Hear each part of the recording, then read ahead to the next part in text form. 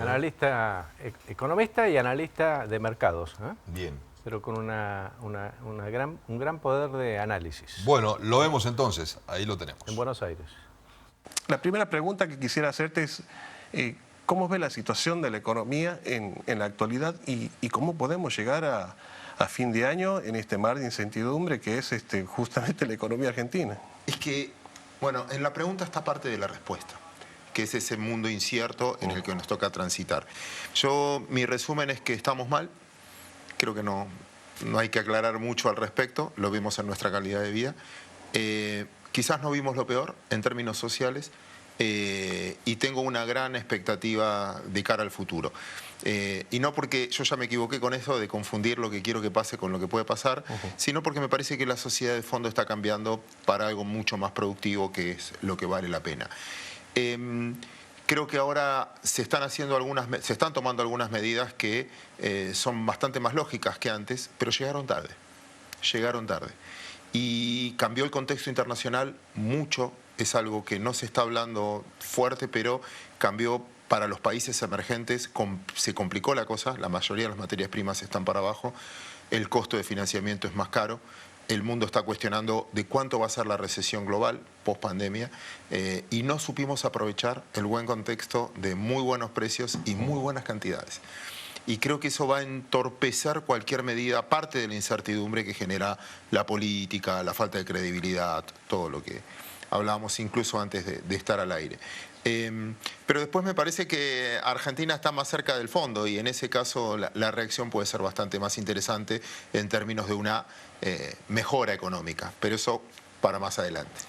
Háblame un poco de la inflación, este gran karma que tiene este país. Vos me has dicho que están tomando algunas medidas, el gobierno nos va a alcanzar para poder bajar ese techo que parece que va a estar por cerca de los 100 puntos. ¿Qué va a pasar el año que viene? ¿También Sí. vamos a mantener esa inercia? Yo no puedo creer que a esta altura del partido sigamos discutiendo lo mismo. Para mí la inflación en términos reales es hija del déficit fiscal. Si vos gastás mucho más de lo que te ingresa, inevitablemente lo tenés que financiar de alguna manera. Lo más prolijo sería deuda, pero ya no te prestan más. Y dicho eso, lo que les quedó es emitir. En esa emisión monetaria hay muchos más pesos por menos productos. Encima se combinó que menos productos es por restricción de oferta, entre otras cosas, por falta de credibilidad en producir más, sí, y por un mundo que también produjo muchos menos bienes. Entonces, tengo mucho más dinero con menos productos y eso generó esta sensación de suba de precios. La manera de corregirlo hasta acá siempre fue con restricciones, y con restricciones a mi gusto no logras nada, porque en vez de incentivar la oferta y agrandar la oferta, empezaste a restringir la demanda. Cuando vos restringís la demanda, lo que te aparece es un mercado informal. Si vos le prohibís algo a alguien, es muy probable que intente hacerlo por otro lado, busque. Entonces teníamos hasta gasoil blue, gasoil blanco, si necesito un neumático, si lo necesito en serio tiene un precio, si necesitas un auto, si lo necesitas en serio tiene un precio, el precio de lista es otro. Con lo cual no es solo la inflación, sino el desabastecimiento de ciertos productos que complica más ese índice de inflación. Creo que cuando te decía que ahora cambiaron es que por primera vez desde que están en gestión empezaron a ver al déficit fiscal como la madre del problema. Y en ese caso empezaron a tratar de restringir algunos gastos. Y eso trae problemática social, porque inevitablemente restringir gastos, y los gastos, la manera de Argentina restringir gastos es licuando el gasto. No hace falta ver cuánto gana un jubilado, sí, un propio empleado público, estás bajando el gasto pero por licuación. Y eso genera también un estado de ánimo negativo. Por eso esa combinación te decía que desde el punto de vista social, para mí no vivimos todavía el mayor índice de conflictividad. ¿Y cuál podría ser ese mayor índice de conflictividad? Jugamos al revés ahora. Yo te entrevisto a vos. Suponete que te toca vivir en una sociedad donde hay una inflación alta, pero con crecimiento económico. Es muy malo porque es una ilusión monetaria. Pero te hago vivir en otra sociedad donde la inflación la estabilizás, pero alta, sí, con recesión. Y no tenés nada para consumir. No tengo para comer, no tengo para comprar remedio, no tengo para pagar un servicio de salud. Esa sensación térmica es la que creo que complica, y lo ves en las calles. Quizás ustedes, no sé en Santiago del Estero, pero sí en Capital o en ambas se ve esa sensación de... Mira, te lo pongo más fácil. Mucho más fácil. No sé Sí. para qué hable tanto porque hay una manera Sí. mucho más fácil de expresarlo. Vos tenés 40% de pobreza y 6,9% de desocupación. Significa que hay una parte de la población con trabajo Que no llega. no llega. Entonces ya no es consigo trabajo y me salvo. Ya es no me alcanza con un trabajo.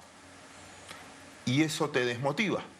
Porque en el fondo es como que si te esforzás, venís a Buenos Aires, haces notas, no sé, haces el doble de esfuerzo y no ves la compensación atrás, el año que viene no sé si querés viajar. Y no sabés si querés estar lejos de tu familia. Te va desmotivando. Y yo creo que esa conflictividad económica, que ya pasó, para mí lo peor desde ese lado económico, arrastra a la conflictividad social que estamos hablando. Claudio, hace rato mencionaste la cuestión de los neumáticos. Y en un país que necesita producir, generar divisas, es una mala señal que por un conflicto gremial se haya parado la producción de neumáticos, inclusive esto tenga su correlato en que la industria automotriz tenga que parar la producción también, porque no tiene cubierta para ponerlo a los vehículos. Por eso, yo creo que una buena economía sana, como en la vida, Sí. se logra seduciendo al capital, no combatiéndolo, no poniendo restricciones. Vos lo que necesitas es producir más. Es utópico pensar que a las empresas le conviene ir mal, que la gente le vaya mal, que no haya consumidores. Cuanto más consumo haya, más van a vender y cuanto más venden, más plata van a ganar. Con lo cual, desde algún punto de vista, yo creo que la política de restricciones, esto de que tenés acceso limitado a los dólares, tenés acceso limitado al crédito, tenés acceso limitado a los insumos, hace de que reduzcas la producción. Y se produce esta cultura argentina que a mi gusto contraproducente, que es lo siguiente. Como buen marplatense que soy, vamos a suponer que yo fabrico pullovers y fabrico 300 pullovers. Y ocasionalmente, por pandemia, porque se emitió muchos pesos, me demandan 400 pullovers.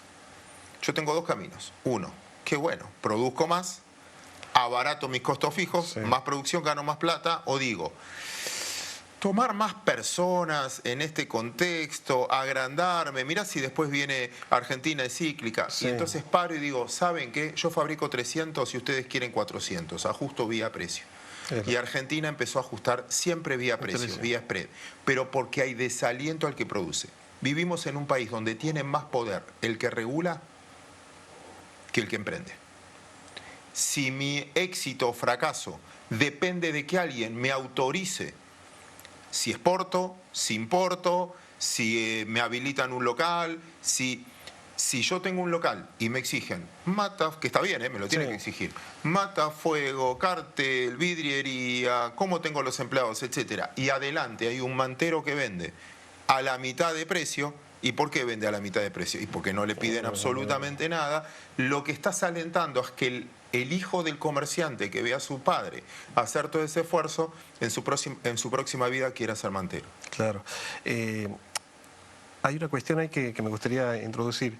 La presión impositiva también influye mucho, ¿no? Es un país Sí. que tiene muchos impuestos. ¿Qué salida le ve a esta situación como para que sacarle este ahogo a los que producen? Argentina tiene un déficit fiscal enorme, lo financia bajando gastos o subiendo impuestos. Obviamente tratan de una manera de subir impuestos. ¿Qué pasa? El 40% de la economía argentina es informal. Entonces, para el gobierno, la presión impositiva es muy parecida al resto de los países del mundo, 45% del PBI. Pero a diferencia del resto del mundo, lo paga la mitad de la gente. Sí. Con lo cual, para la mitad de la gente, la presión impositiva es impagable.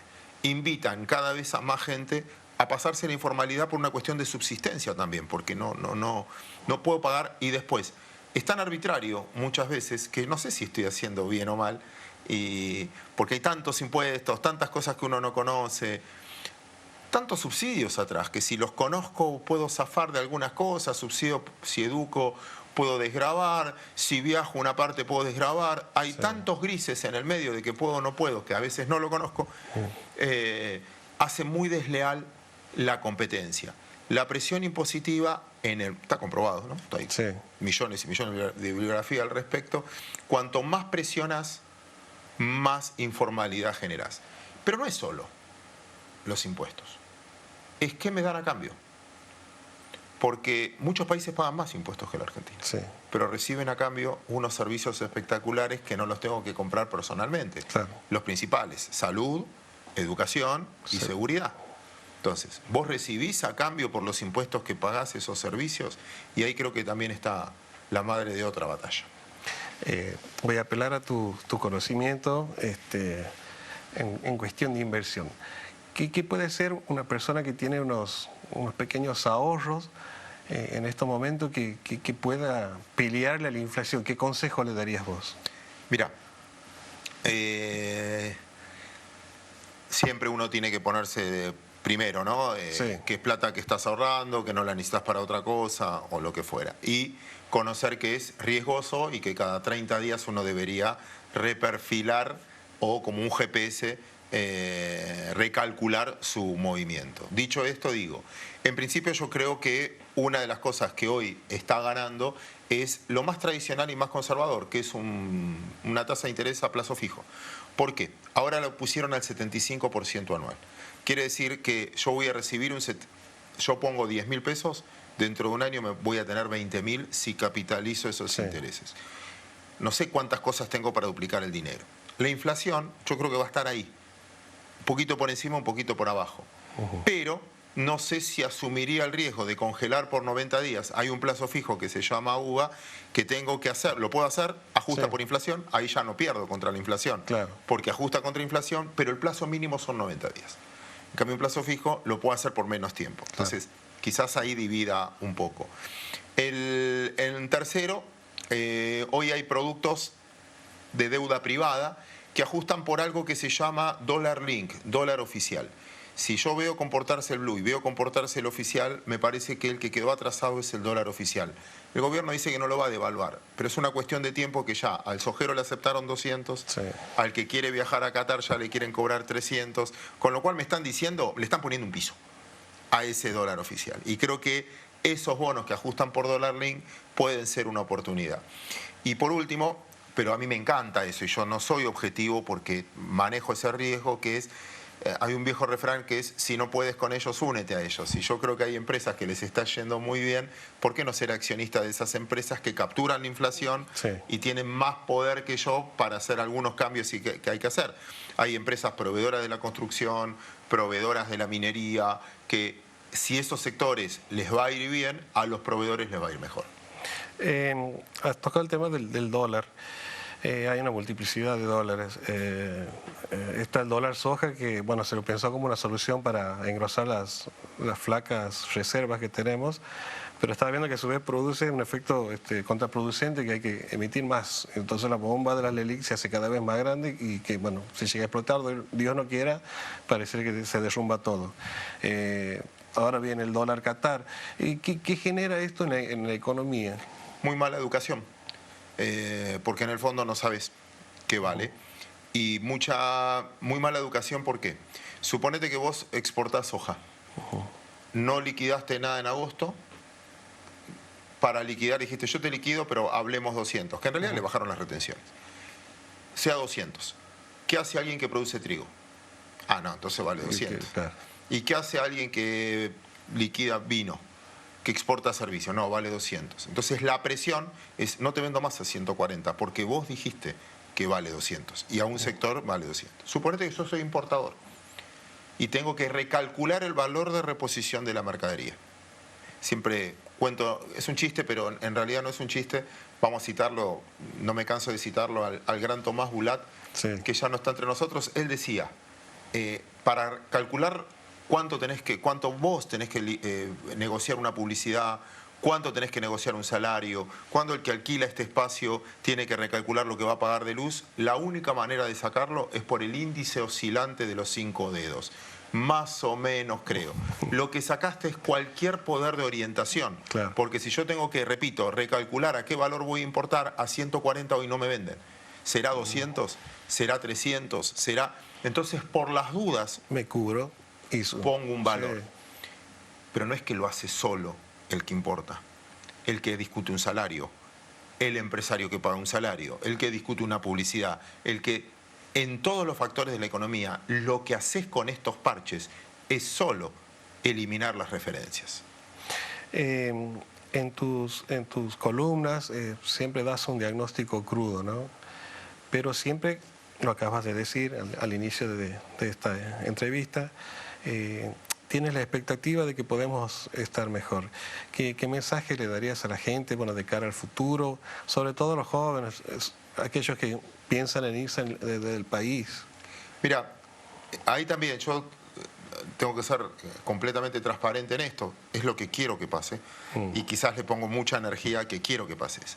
Pero mi expectativa, al menos de lo que me toca hablar o me toca convivir, sobre todo porque tengo hijos ya grandes, es, me parece que hay una Argentina donde la mayoría de los ciudadanos estamos de acuerdo en las cosas básicas. La plata se hace trabajando, el mérito tiene sentido, el esfuerzo tiene sentido. Y ahora hay ciertas actividades que se empiezan a remunerar. Y te voy a poner un ejemplo no mío, se lo escuché una vez al Toti Flores. Toti Flores es una persona que en vez de dar planes en La Matanza te enseña oficio. Y él decía que hace 3 años atrás, cada 10 personas que iban, 9 iban a buscar planes, 1 aprendía un oficio por dignidad. Y hoy es al revés. 7 quieren un oficio. ¿Por qué? No solo por dignidad, por plata. Porque un carpintero gana mucho más que nosotros, Sí. porque no hay, porque lo abrazás si viene, ya no si te resuelve, si viene, Sí. un plomero, un gasista matriculado. Los oficios que fueron descartados durante una época, hoy son bien remunerados. Y eso es cultura del trabajo. Como mis abuelos en su momento, o en Santiago cuando habrán ido los inmigrantes, los primeros inmigrantes eran gente que no tenían educación, analfabetos, no tenían pasado porque eran inmigrantes y laburaban. Yo creo que hoy la mayoría quiere eso. Y esa es la transformación del país. Pero no solo pasa en Argentina. Muchas veces las culturas se van... Todos privatizamos en la misma época, todos tuvimos estados presentes en la misma época, todos tuvimos gobiernos dictatoriales en la misma época. En los 90 no es que privatizó un señor de patillas. Sí. En los 90 se cayó el muro de Berlín, en el 89. En el 91 se cayó la Unión Soviética, que era un proceso que voy de un lado a otro. Después no, hay mucha desigualdad, vamos a un Estado más presente. Y ahora estás cuestionando, si no me dan educación, no me da salud, y después lo que pasó en pandemia, y no me da seguridad, seguro que es. Ahí pasa mi fe, no del cambio de arriba hacia abajo, sino de abajo hacia arriba. La última pregunta, Claudio, y nuevamente te agradezco estos minutos con libertad de opinión. Indefectiblemente, la economía se vincula mucho a lo que pasa en el ámbito político. Este clima que estamos viviendo ahora, sobre todo el preelectoral que ya se palpita, ¿cómo impacta en la economía? ¿Ayuda al gobierno? ¿Va en contra? Con lo que Yo quieras. creo que hay también en el mundo, y lo estamos viendo en las elecciones, no es solo una cosa argentina. El 50% de la población tiene menos de 27 años. Una persona menos de 27 años tiene otra escala de valores, otras formas, y yo no sé cuántos van a mirar esto. No sé, Muchos quizás van a ver, muchos van a ver. no sé, en una red o lo que fuera. Hay una sociedad que pasa por otro lado, que buscan otros valores, que tienen otros valores, a mi gusto mejores, mucho más transparentes. En ese proceso me parece que mucho del sistema político, no solo en Argentina, está pasando en el mundo, empezaron a quedar fuera del sistema porque están encerrados en sus problemas, en mantener sus posiciones, en ganar una elección como único objetivo. Sí. Y hay una sociedad que quiere otra cosa. Nosotros no podemos pensar en el 2023. Nosotros tenemos que seguir laburando. Y el que nos está mirando no tiene una fecha límite en el 2023. No es que se vence la leche Claro. estás pensando, mis hijos ya piensan a 10 años, 15 años. Yo creo que eso corren ciertos riesgos de quedar afuera. Y que surjan emergentes o lo que fuera que capten el verdadero interés de la gente hoy. Mira las elecciones. En cualquier lugar, en los últimos tiempos, por tanto defender sus lugares, están corriendo un riesgo muy alto de no interpretar lo que quiere la sociedad. Claudio, muchas gracias. Un placer.